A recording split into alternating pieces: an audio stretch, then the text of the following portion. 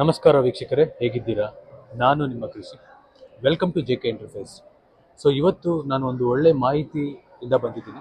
So ನಿಮ್ಮೊಂದಿಗೆ ತಿಳಿಸ್ಬೇಕು ಅಂತ ಇವತ್ತು ನಾನು ಈ ಒಂದು ವಿಡಿಯೋನ ಮಾಡ್ತಾ ಇದ್ದೀನಿ. ಏನಪ್ಪ ಅದು ಅಂದರೆ, ಸೊ ವಿಡಿಯೋನ ದಯವಿಟ್ಟು ಕೊನೆಯವರೆಗೂ ನೋಡಿ. ಸೊ ನಿಮ್ಮ ಒಂದು ಲೈಫಲ್ಲಿ ಏನೇನೆಲ್ಲ ಮಾಡ್ಬೋದು, ಏನೇನು ಮಾಡ್ಬೋದು, ಇದರಿಂದ ನಿಮಗೆ ಯಾವುದು ಅಡಚಣೆಗಳಾಗುತ್ತೆ ಫ್ಯೂಚರಲ್ಲಿ, ಇದು ನಿಮಗೆ ಡಿಸ್ಟರ್ಬ್ ಮಾಡುತ್ತಾ ಅಥವಾ ಡಿಸ್ಟರ್ಬ್ ಮಾಡಲ್ವಾ, ಇದು ಒಳ್ಳೇದಾ ಕೆಟ್ಟದಾ, ಇದ್ರ ಬಗ್ಗೆ ಎಲ್ಲನೂ ನಿಮಗೆ ತಿಳಿಸ್ಕೊಡ್ತೀನಿ. ಸೊ ಇದು ನನ್ನ ಓನ್ ಎಕ್ಸ್ಪೀರಿಯನ್ಸ್, ಏನೇನು ನನ್ನ ಪ್ರಾಕ್ಟಿಕಲಿ ರಿಯಾಲಿಟಿಯಾಗಿ ಏನೇನು ನೋಡ್ತಿದ್ದೀನೋ ಅದನ್ನು ನಿಮ್ಮ ಹತ್ರ ಹಂಚ್ಕೋತಾ ಇದ್ದೀನಿ. ಓಕೆನಾ? ಸೊ ದಯವಿಟ್ಟು ವಿಡಿಯೋ ಕೊನೆವರೆಗೂ ನೋಡಿ. ಸೊ ನಿಮಗೆ 100% ಈ ವಿಡಿಯೋ ನಿಮಗೆ ಯೂಸ್ಫುಲ್ ಇದೆ ಅಂತ ಹೇಳ್ತಾ ವಿಡಿಯೋನ ಮುಂದುವರಿಸ್ತಾ ಇದ್ದೀನಿ. ಸೊ ಮೊದಲನೇದು ಬಂದು, ನೀವು ಯಾವತ್ತಾದರೂ ಏನಾದರೂ ನೀವೊಂದು ಬಿಸ್ನೆಸ್ ಮಾಡಬೇಕು ಅಂತ ಡಿಸೈಡ್ ಆಗಿದ್ದರೆ ದಯವಿಟ್ಟು ಹೇಳ್ತಾ ಇದ್ದೀನಿ, ಇದನ್ನು ಗಮನವಾಗಿ ತಿಳಿಸ್ಕೊಳ್ಳಿ. ನೀವು ಅದರಲ್ಲಿ ಒಬ್ಬರೇ ಮಾಡಬೇಕಾ ಅಥವಾ ನಿಮ್ಮ ಪಾರ್ಟ್ನರ್ಶಿಪ್ ಜೊತೆ ಮಾಡಬೇಕಾ? ಪಾರ್ಟ್ನರ್ ಅಂದರೆ ನಿಮ್ಮ ಬ್ರದರ್ ಆಗಿರ್ಬೋದು, ಅಥವಾ ನಿಮ್ಮ ಫ್ರೆಂಡ್ಸ್ ಆಗಿರ್ಬೋದು, ಅಥವಾ ನಿಮ್ಮ ರಿಲೇಷನ್ಸ್ ಆಗಿರ್ಬೋದು, ಯಾರೇ ಆಗಿದ್ರು ನೀವೊಂದು ಬಿಸ್ನೆಸ್ ಮಾಡಬೇಕು ಅಂತ ಯಾವುದೇ ಒಂದು ಪರ್ಟಿಕ್ಯುಲರ್ ಆಗಿ ಹೋಗ್ತಿದ್ರೆ ದಯವಿಟ್ಟು ಬಿಫೋರ್ ಸ್ಟಾರ್ಟ್ ಮಾಡೋದಕ್ಕಿಂತ ಮುಂಚೆ ಇದು ತುಂಬ ಇಂಪಾರ್ಟೆಂಟ್ ಆಗಿರುತ್ತೆ. ತುಂಬ ಇಂಪಾರ್ಟೆಂಟ್ ಆಗಿರುತ್ತೆ. ಏನಪ್ಪ ಅದು ಅಂದರೆ, ಸೊ ನಿಮ್ಮ ಡೆಡಿಕೇಶನ್ ಎಷ್ಟಿದೆ ಅದರಲ್ಲಿ. ನೀವು ಪಾರ್ಟ್ನರ್ಶಿಪ್ ಜೊತೆ ಮಾಡಲೇಬೇಕಾಗಿರೋ ಅವಶ್ಯಕತೆ ಇದೆಯಾ, ಅಥವಾ ನೀವೊಬ್ಬರೇ ಈ ಒಂದು ಬಿಸ್ನೆಸ್ನ ಮಾಡೋ ಕೆಪಾಸಿಟಿ ಇದೆಯಾ? ಇದನ್ನು ತುಂಬ ಇಂಪಾರ್ಟೆಂಟ್ ನೀವು ತಗೋಬೇಕಾಗುತ್ತೆ. ಏನಕ್ಕಪ್ಪ ಅಂದರೆ, ನಾಳೆ ದಿನ ಹೆಂಗಾಗುತ್ತೆ ಅಂದರೆ, ಇವತ್ತು ನೀವು ಪಾರ್ಟ್ನರ್ಶಿಪ್ಪು ನಿಮ್ಮ ಒಂದು ಏನು ಬಿಸ್ನೆಸ್ ಮಾಡಿದ್ರು ಒಂದು 3ರಿಂದ 4 ಜನ ಜಾಯಿನ್ ಆಗಿ ಪಾರ್ಟ್ನರ್ಶಿಪ್ ಜೊತೆ ಮಾಡ್ತೀವಿ ಅಂದ್ಕೊಳ್ಳಿ. ಇಲ್ಲಿ ಪ್ರತಿಯೊಬ್ಬರದ್ದು ಕಾಂಟ್ರಿಬ್ಯೂಷನ್ ತುಂಬಾ ಇಂಪಾರ್ಟೆಂಟ್ ಆಗುತ್ತೆ. ನಾಟ್ ಓನ್ಲಿ ಅವ್ರಿಗೆ ಇನ್ವೆಸ್ಟ್ಮೆಂಟ್ ಮಾತ್ರ ಅಲ್ಲ, ಅವರ ಕಾಂಟ್ರಿಬ್ಯೂಷನ್ ಎಷ್ಟಿದೆ ಅನ್ನೋದು ತುಂಬ ಪ್ರಾಮುಖ್ಯತೆ ಆಗುತ್ತೆ. ಫಾರ್ ಎಕ್ಸಾಂಪಲ್, ನೀವು ಒಂದು 3-4 ಜನ ನೀವು ಸೇರಿ ಒಂದು ಯಾವುದೋ ಒಂದು ಬಿಸ್ನೆಸ್ ಮಾಡಿದ್ದೀರ. ಸೊ ಒಂದು ಸರ್ವಿಸ್ ಸ್ಟೇಷನ್ ಆಗಿರ್ಬೋದು, ಅಥವಾ ಯಾವುದೋ ಒಂದು ಶಾಪ್ ಆಗಿರ್ಬೋದು, ಅಥವಾ ಹೋಟೆಲ್ ಆಗಿರ್ಬೋದು, ಅಥವಾ ಏನಾದರೂ ಆಗಿರ್ಬೋದು. ಈ ಬಿಸ್ನೆಸ್ ಮಾಡೋದ್ರಿಂದ ನಿಮ್ಮಲ್ಲಿ ನಾಳೆ ಮನಸ್ತಾಪ ಬರಬಾರ್ದು ಅನ್ನೋ ಒಂದು ವಿಚಾರಕ್ಕೋಸ್ಕರ ಈ ಒಂದು ಇನ್ಫಾರ್ಮೇಷನ್ನ ಹೇಳ್ತಾ ಇದ್ದೀನಿ. ಏನಪ್ಪ ಅದು ಅಂದರೆ, ಮೊದಲನೇದು ಬಂದ್ಬಿಟ್ಟು ಈಕ್ವಲ್ ಇನ್ವೆಸ್ಟ್ಮೆಂಟ್ ಎಷ್ಟು ಮಾತ್ರ ಇದೆಯೋ ಈಕ್ವಲ್ ಕಾಂಟ್ರಿಬ್ಯೂಷನ್ನು ಅಷ್ಟೇ ಪ್ರಾಮುಖ್ಯತೆ ಆಗುತ್ತೆ. ಏನಕ್ಕಂದರೆ, ಈಗ ನಿಮಗೆ ಫಾರ್ ಎಕ್ಸಾಂಪಲ್ ನೀವು ಒಂದು 10 ಲಕ್ಷನೋ 5 ಲಕ್ಷನೋ ಅಥವಾ 50 ಲಕ್ಷನೋ ಆಗ್ತಾ ಇದ್ದೀರಾ ಅಂದ್ಕೊಳ್ಳಿ. ನೀವೀಗ 10 ಲಕ್ಷ ಇನ್ವೆಸ್ಟ್ ಮಾಡೋ ಅಂಥ ಟೋಟಲ್ ಬಜೆಟ್ ಬಂದ್ಬಿಟ್ಟು ನಿಮ್ಗೆ 10 ಲಕ್ಷ ಇರುತ್ತೆ. ನೀವೊಂದು 3 ಜನ ಪಾರ್ಟ್ನರೋ ಅಥವಾ 4 ಜನ ಪಾರ್ಟ್ನರೋ ಏನೋ ಒಂದು ಮಾಡ್ಕೊಂಡಿರ್ತೀರ. ಸೊ ಇವತ್ತೇನಪ್ಪ ಆಗುತ್ತೆ ಅಂದರೆ, ಸೊ ಒಬ್ಬ ಪರ್ಸನ್ನಿಂದ ಅಥವಾ ಇನ್ನೊಬ್ಬ ಪರ್ಸನ್ನಿಂದ ಇವಾಗ ಈಕ್ವಲ್ ಆಗಿ ಇನ್ವೆಸ್ಟ್ಮೆಂಟ್ ಮಾಡಿರ್ತಾರೆ, ಶೇರು ಅಷ್ಟೇ ಎಕ್ಸ್ಪೆಕ್ಟೇಷನ್ಸ್ ಮಾಡ್ತಾರೆ, ಅಥವಾ ಒಂದು 5% 10% ಕಮ್ಮಿ ಎಕ್ಸ್ಪೆಕ್ಟೇಷನ್ ಮಾಡ್ಬೋದು. ಬಟ್ ಈ ಒಂದು ಏನಾಗುತ್ತೆ ಅಂದರೆ, ಸೊ ನಿಮ್ಮ ಕಾಂಟ್ರಿಬ್ಯೂಷನ್ ಜಾಸ್ತಿ ಇರುತ್ತೆ, ಅವರ ಕಾಂಟ್ರಿಬ್ಯೂಷನ್ ಕಮ್ಮಿ ಇರೋದ್ರಿಂದನೂ ಈ ಒಂದು ಬಿಸ್ನೆಸ್ ಮುಂದೆ ಸಕ್ಸಸ್ಫುಲಿ ರನ್ ಆಗಲ್ಲ. ಏನಕ್ಕಂದರೆ, ಇಲ್ಲಿ ಮನಸ್ತಾಪ ಏನಪ್ಪ ಅಂದರೆ, ಇವಾಗ ನೀವು 2.5 ಲಕ್ಷ 3 ಲಕ್ಷನೋ ಅಥವಾ ಹಾಕಿರ್ತೀರ ಇಂಡಿವಿಜುವಲ್ ಆಗಿ. 3 ಜನ ಒಂದು 9 ಲಕ್ಷ ಇಟ್ಕೊಂಡು, ಅಥವಾ 4 ಜನ ಒಂದು ಇನ್ವೆಸ್ಟ್ಮೆಂಟ್ ಮಾಡಿರ್ತೀರ. ಬಟ್ ಇನ್ಸ್ಟೆಡ್ ಆಫ್ ಏನು ಮನಸ್ತಾಪ ಬರುತ್ತೆ ಅಂದರೆ, ಸೊ ನೀವೊಬ್ಬರೇ ಓವರ್ ಎಫರ್ಟ್ ಮಾಡ್ತಾ ಇದ್ದೀರಾ, ಎಕ್ಸ್ಟ್ರಾ ಎಫರ್ಟ್ ಮಾಡ್ತಿದ್ದೀರಾ. ಈ ಎಫರ್ಟ್ ಎಲ್ಲ ನಿಮ್ಮ ಕಾನ್ಸೆಪ್ಟ್ ನಿಮ್ಮದು, ಮಾರ್ಕೆಟಿಂಗ್ ನಿಮ್ಮದು, ಪ್ರಿಪರೇಷನ್ಸ್ ನಿಮ್ಮದು, ಸೆಲ್ ನಿಮ್ಮದು ಎಲ್ಲ ಮಾಡ್ತಿದ್ದೀರಾ. ಬಟ್ ಏನೂ ಮಾಡ್ದಿರಾನೆ ಜಸ್ಟ್ ಸ್ಲೀಪಿಂಗ್ ಪಾರ್ಟ್ನರ್ ಹತ್ರ ಇನ್ವೆಸ್ಟ್ಮೆಂಟ್ ಮಾಡಿದ್ರೆ, ಸೊ ಒಂದಲ್ಲ ಒಂದು ದಿನ ನಿಮಗಂತೂ ಅದು ತುಂಬ ಇಂಪ್ಯಾಕ್ಟ್ ಆಗುತ್ತೆ. ಒಂದು, ಈ ಬಿಸ್ನೆಸ್ ಲಾಂಗ್ ಟೈಮ್ ರನ್ ಮಾಡೋಕ್ಕಾಗಲ್ಲ. ಯಾಕಂದರೆ ನಿಮಗೆ ಮನಸ್ತಾಪ, ನಾನು ಜಾಸ್ತಿ ಎಫರ್ಟ್ ಆಗ್ತಾ ಇದ್ದೀನಿ, ಏನಕ್ಕೆ ನಾನು ಈ ಥರ ಮಾಡಿಕೊಂಡೆ, ನಾನೇ ಸ್ವಂತವಾಗಿ ಮಾಡ್ಬೋದಿತ್ತಲ್ವ ಈ ಒಂದು ಬಿಸ್ನೆಸ್ನ. ಇವ್ರ ಅವಶ್ಯಕತೆ ಇತ್ತಾ, ಅಥವಾ ಅವರು ಕಾಂಟ್ರಿಬ್ಯೂಷನ್ ಎಷ್ಟು ಪರ್ಸೆಂಟ್ ಮಾಡ್ತಿದ್ದಾರೆ, ಅಷ್ಟು ಪರ್ಸೆಂಟ್ ಮಾತ್ರ ಕಾಂಟ್ರಿಬ್ಯೂಷನ್ ಮಾಡ್ತಿದ್ದಾರೆ, ನಾನು ಎಕ್ಸ್ಟ್ರಾ ಕಾಂಟ್ರಿಬ್ಯೂಷನ್ ಕೊಡ್ತಾ ಇದ್ದೀನಿ. ಬಟ್ ಈ ಒಂದು ಶೇರಲ್ಲಿ ಕಮ್ಮಿ ಕೊಟ್ಟರು ಬಟ್ ಅದು ನಿಮಗೆ 100% ಸ್ಯಾಟಿಸ್ಫ್ಯಾಕ್ಷನ್ ಇರಲ್ಲ.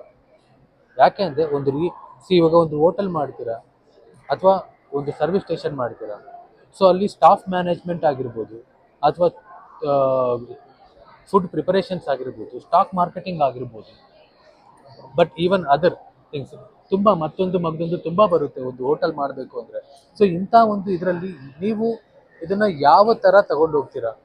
ಈಗ ಈಕ್ವಲ್ ಕಾಂಟ್ರಿಬ್ಯೂಷನ್ ಇಲ್ಲ ಅಂದರೆ ಅವಾಗ ಸುಮ್ಮನೆ ನೀವು ಕೊಡ್ತಿದ್ದಷ್ಟು 1 ತಿಂಗಳು ಕೊಡ್ತೀರಾ, 2 ತಿಂಗಳು ಕೊಡ್ತೀರಾ, 3 ತಿಂಗಳು ಕೊಡ್ತೀರಾ, 4 ತಿಂಗಳು ಕೊಡ್ತೀರಾ. ಬಟ್ ಇಷ್ಟು ತಿಂಗಳಾದ್ಮೇಲೆ ನಿಮ್ಗೆ ರಿಯಲೈಸೇಷನ್ ಆಗೋದೇನಪ್ಪ ಅಂದರೆ ನಾವು ಸ್ವಂತವಾಗೇ ಮಾಡ್ಬೋದಿತ್ತಲ್ವಾ ಅನ್ನೋ ಒಂದು ರಿಯಲೈಸೇಷನ್ ಆಗೋ ಟೈಮ್ಗೆ ನಿಮಗೆ ಆಲ್ರೆಡಿ ಮನಸ್ತಾಪ ಬಂದಿರುತ್ತೆ, ಮತ್ತಷ್ಟು ಬೇಸರ ಆಗಿರ್ತೀರ ನೀವು ಇದರಲ್ಲಿ.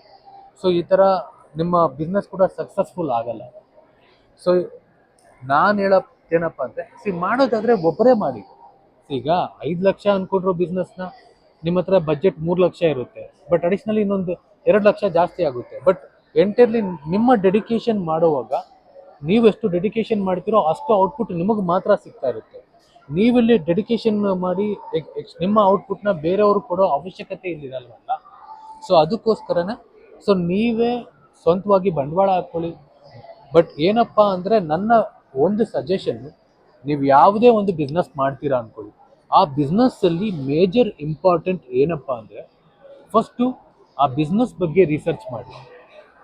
ಯಾಕೆ ರಿಸರ್ಚ್ ಮಾಡಬೇಕು ಅಂದರೆ ಅದರದ್ದು ಇನ್ಪುಟ್ ಏನು, ಔಟ್ಪುಟ್ ಏನು, ಸೊ ಯಾವಾಗ ಮಾಡ್ಬೋದು, ಯಾವಾಗ ಮಾಡೋಕ್ಕಾಗಲ್ಲ. ಸೊ ಇಲ್ಲಿ ತುಂಬ ಇಂಪಾರ್ಟೆಂಟ್ ಇದೆ. ಇವಾಗ ಒಂದು ಬಿಸ್ನೆಸ್ ಮಾಡ್ತೀರಾ, ಎಕ್ಸಾಂಪಲ್ ನೀವು ಹೋಟೆಲ್ಲೇ ಮಾಡ್ತೀರಾ ಅಂದ್ಕೊಳ್ಳಿ, ಅಥವಾ ಸರ್ವಿಸ್ ಸ್ಟೇಷನ್ನೇ ಓಪನ್ ಮಾಡ್ತೀರಾ ಅಂದ್ಕೊಳ್ಳಿ. ಫಸ್ಟು ಪ್ರಿಯಾರಿಟಿ ಬಂದುಬಿಟ್ಟು ನಿಮಗೆ ಪ್ಲೇಸ್ ತುಂಬ ಇಂಪಾರ್ಟೆಂಟ್ ಆಗುತ್ತೆ. ಸೊ ನೀವು ಪ್ಲೇಸ್ ಎಲ್ಲಿ ಮಾಡ್ತಾ ಇದ್ದೀರಾ, ಆಯಿತಾ. ಸೊ ಮತ್ತು ಈ ಪ್ಲೇಸಲ್ಲಿ ಮಾಡೋದ್ರಿಂದ ನಿಮ್ಮ ಕಸ್ಟಮರ್ಸ್ ಎಷ್ಟು ಜನ ಬರ್ಬೋದು ನಿಮಗೆ. ಸೊ ರಿಪೀಟೆಡ್ ಕಸ್ಟಮರ್ಸ್ ಎಷ್ಟು ಮಾತ್ರ ಸಾಧ್ಯತೆ ಇರ್ಬೋದು, ಎಷ್ಟು ಲಾಂಗ್ ಟರ್ಮ್ ನೀವು ಮಾಡಬೇಕಾಗುತ್ತೆ ಇದನ್ನು. ಸೊ ಇದು ತುಂಬ ಇಂಪಾರ್ಟೆಂಟ್ ಆಗುತ್ತೆ. ಮೊದಲನೇದಾಗಿ ಏನಪ್ಪ ಅಂದರೆ ಪ್ಲೇಸ್. ಆ ಪ್ಲೇಸಲ್ಲಿ ಅಟ್ಮಾಸ್ಫಿಯರಲ್ಲಿ ಯಾವ ಪ್ಲೇಸ್ ನೀವು ಮಾಡ್ತಾ ಇದ್ದೀರಾ, ಆ ಪ್ಲೇಸಲ್ಲಿ ನೀವು ಮೇಜರ್ ಇಂಪಾರ್ಟೆಂಟ್ ಬಂದುಬಿಟ್ಟು ಕಸ್ಟಮರ್ಸು ಬರೋವ್ರನ್ನ ನೀಡ್ ಜನ್ರೇಷನ್ ಮಾಡ್ತೀವ. ಇವಾಗ ಒಂದು ಹೋಟೆಲ್ ಮಾಡ್ತೀರಾ, ಸೊ ಹೋಟೆಲ್ ಮಾಡಿದ್ರೆ ನಿಮ್ಮ ತಿಂಡಿನ ಸೆಲ್ ಮಾಡಬೇಕು.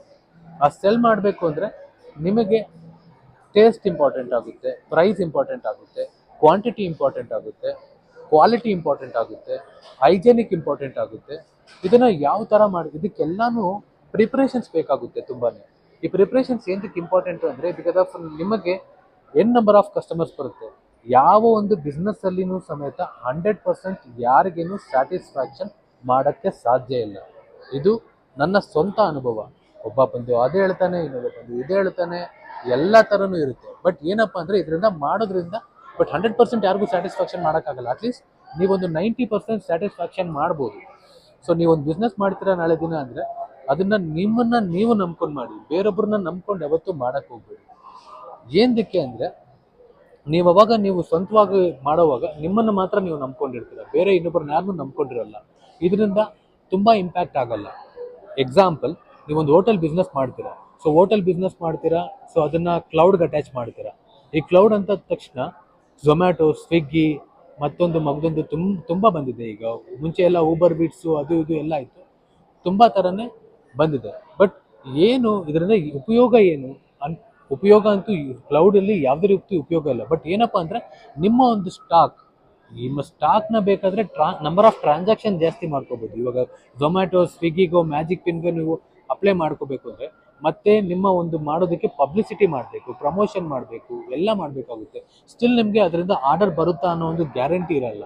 ಏನು ಗ್ಯಾರಂಟಿ ಇರಲ್ಲ ಅಂದರೆ ಬಿಕಾಸ್ ಆಫ್ ಅವರು ಬಂದ್ರೂ ಸುಮಾರು ಒಂದು 10 ಪ್ಲೇಟೋ 20 ಪ್ಲೇಟೋ ಬಂದ್ರೂ ಅಲ್ಲಿ 30% ನಿಮಗೆ ಕಮಿಷನ್ನೇ ಕೊಡಬೇಕಾಗುತ್ತೆ. ಆ ಕಮಿಷನ್ ಕೊಡೋದ್ರಿಂದ ನೀವು ಏನು ಇದಿರುತ್ತೆ ಅಲ್ವಾ, ಆ ಸ್ಟಾಕ್ ಜಸ್ಟ್ ನೀವು ಚೇಂಜಸ್ ಮಾಡ್ಕೋಬೋದೇ ಹೊರತು ಅದರಿಂದ ಯಾವುದೇ ರೀತಿ ನಿಮಗೆ ಉಪಯೋಗ ಇರಲ್ಲ ಮ್ಯಾಕ್ಸಿಮಮ್. ಬಿಕಾಸ್ ಆಫ್ ಯಾವುದೇ ಒಂದು ರೆಸ್ಟೋರೆಂಟ್ಸ್ ಆಗಿರ್ಬೋದು, ಅಥವಾ ನಾರ್ಮಲ್ ಸ್ಮಾಲ್ ರೆಸ್ಟೋರೆಂಟ್ ಆಗಿರ್ಬೋದು, ಹೈಯರ್ ಎಂಡ್ ರೆಸ್ಟೋರೆಂಟ್ ಆಗಿರ್ಬೋದು, ಅವರು ಈ ಒಂದು ಝೊಮ್ಯಾಟೊ, ಸ್ವಿಗ್ಗಿ ಮತ್ತು ಇನ್ನೊಂದನ್ನು ತುಂಬ ಅದ್ರ ಬಗ್ಗೆ ಆರ್ಡರ್ಸ್ ಎಕ್ಸ್ಪೆಕ್ಟ್ ಮಾಡಿದ್ರು ಅದು ಜಸ್ಟ್ ಬಿಕಾಸ್ ಆಫ್ ಸ್ಟಾಕ್ನ ತಳ್ಳಬೇಕು ಅನ್ನೋ ಒಂದು ವಿಚಾರಕ್ಕೋಸ್ಕರ ಖಾಲಿ ಆಗೋ ನಂಬರ್ ಆಫ್ ಆರ್ಡರ್ಸ್ ಜಾಸ್ತಿ ಆದರೆ ಸೊ ಅದರಿಂದ ಏನೋ ಒಂದು ಸ್ಮಾಲ್ ಇನ್ಕಮ್ ಬರುತ್ತೆ ಅಂತ ಎಕ್ಸ್ಪೆಕ್ಟ್ ಮಾಡ್ತಾರೆ ಹೊರತು ತುಂಬ ಇನ್ಕಮ್ ಅಂತೂ ಬರೋ ಸಾಧ್ಯತೆ ಇಲ್ಲ. ಸೊ ಅದಾಗಿ ನಾನು ನಿಮಗೆ ತಿಳಿಸ್ಕೊಡೋದೇನಪ್ಪ ಅಂದರೆ ಒಂದು ಬಿಸ್ನೆಸ್ ಮಾಡ್ತೀರಿ ಅಂದರೆ ಅದ್ರ ಇನ್ನೊಂದು ಔಟ್ಪುಟ್ಸ್. ಸೊ ಎಷ್ಟು ನೀವು ಎಫರ್ಟ್ ಕೊಡಬೇಕಾಗುತ್ತೆ, ಎಷ್ಟು ವರ್ಷ ಕೊಡಬೇಕಾಗುತ್ತೆ. ಸೊ ರಿಸರ್ಚ್ 1 ದಿನ 2 ದಿನ 1 ತಿಂಗಳು 3 ತಿಂಗಳು 4 ತಿಂಗಳು 5 ತಿಂಗಳು ಈ ಥರ ತುಂಬಾ ನೀವು ರಿಸರ್ಚ್ ಮಾಡಬೇಕಾಗುತ್ತೆ. ಸೊ ರಿಸರ್ಚ್ ಮಾಡಿದ್ಮೇಲೆ ನಾಳೆ ದಿನ ಒಬ್ಬ ಸ್ಟಾಫ್ ಸಡನ್ನಾಗಿ ಬಿಟ್ಟರೆ ಅಂದರೆ ಆ ಸ್ಟಾಫ್ ಇಮಿಡಿಯೇಟಾಗಿ ನಾವು ಹೈರ್ ಮಾಡಬೇಕು. ಆ ಸ್ಟಾಫ್ ಇಲ್ಲ ಅಂದರೆ ನೀವು ಯಾವ ಥರ ಮ್ಯಾನೇಜ್ ಮಾಡ್ತೀರಾ. ಇವಾಗ ಮೇಜರ್ ಚೆಫ್ ಇಲ್ಲ, ಆ ಚೆಫ್ ಇಲ್ಲ ಅಂದರೆ ನಿಮ್ಮ ಅಡುಗೆ ಮಾಡೋ ಭಟ್ಟ ಇಲ್ಲ ಅಂದರೆ ನಿಮಗೆ ಅರ್ಧಕ್ಕರ್ಧ ಕೆಲಸನೇ ನಿಂತೋಗುತ್ತೆ. ಆ ಕೆಲಸ ನೀವು ಫಸ್ಟ್ ನೀವು ಕಲ್ತ್ಕೊಂಡಿರ್ಬೇಕು. ನಿಮಗೆ ಕೆಲಸ ಗೊತ್ತಿದ್ರೆ ಮಾತ್ರನೇ ಕೆಲಸ ಮಾಡಿಸೋದಕ್ಕೆ ಸಾಧ್ಯ ಆಗುತ್ತೆ. ಅದಕ್ಕೋಸ್ಕರ ಎಂಟೇರ್ಲಿ ನೀವು ಎಕ್ಸ್ಪ್ಲೋರ್ ಮಾಡಿ, ಟೈಮು ಡೇಟು ಒಂದು ಸ್ವಲ್ಪ ದಿನ ಲೇಟ್ ಆದರೂ ಪರವಾಗಿಲ್ಲ, ದಯವಿಟ್ಟು ಕ್ಲಿಯರ್ ಕಟ್ಟಾಗಿ ಎಕ್ಸ್ಪ್ಲೋರ್ ಮಾಡಿ ಆಮೇಲೆ ಎಲ್ಲ ಥರ ನೀವು ಸಿದ್ಧ ಆದಮೇಲೆ ದಯವಿಟ್ಟು ಕಷ್ಟ ಆದರೂ ಪರವಾಗಿಲ್ಲ ಸ್ವಂತ ಮಾಡಿ ಸಕ್ಸಸ್ ಆಗ್ತೀರ. ಪಾರ್ಟ್ನರ್ಶಿಪ್ಪಲ್ಲಿ ನಂಬ್ಕೊಂಡು ಮಾಡಿದ್ರೆ ಅದು ಇವತ್ತಲ್ಲ ನಾಳೆ, ಒಂದಲ್ಲ ಒಂದಿನ ಅದು ತೊಂದರೆ.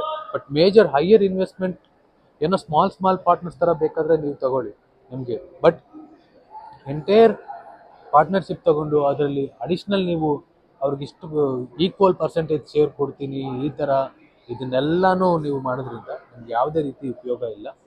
ಸೊ ವಿಡಿಯೋ ಇಷ್ಟ ಆಗಿದ್ದರೆ ದಯವಿಟ್ಟು ಒಂದು ಲೈಕ್ ಮಾಡಿ, ಶೇರ್ ಮಾಡಿ, ಸಬ್ಸ್ಕ್ರೈಬ್ ಮಾಡಿ. Thank you.